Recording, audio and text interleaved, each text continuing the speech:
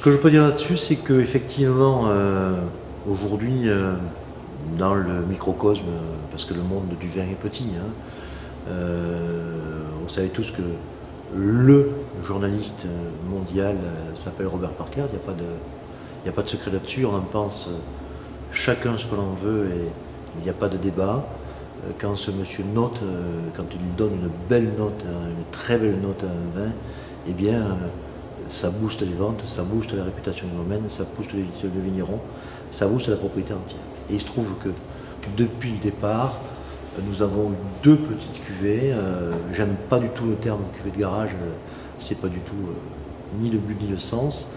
Nous avons sélectionné des parcelles, une ici sur la Néglie, l'autre à Saint-Pargoire dans l'Hérault. C'est pour ça qu'il y a le Clos des Truffiers à Saint-Pargoire dans l'Hérault et la Porte du Ciel sur la Néglie, qui sont à base de 90%, 95% de Syrah, hein, bien évidemment.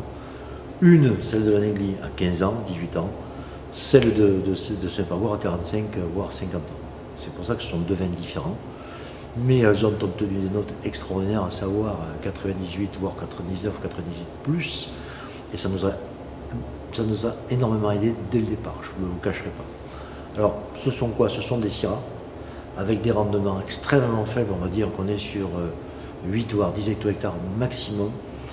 Le tri, il est aussi poussé, sinon plus que la falaise, mais on est déjà au top. Enfin, à mon avis, on ne peut pas faire mieux. On a un tri très poussé, par contre on a des raisins encore plus déshydratés, on est allé plus loin dans la démarche, et on va accueillir, on peut arriver là, on peut arriver à accueillir jusqu'à la première semaine de novembre. Hein. Donc ce qui nous amène à avoir, bien évidemment, prendre des risques.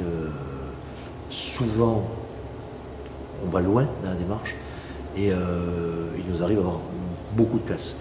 Mais la fierté du domaine, c'est quand même ces qualités de vin qui, sur 10, voire 12, voire 13 ans, nous ont donné des résultats tout à fait exceptionnels.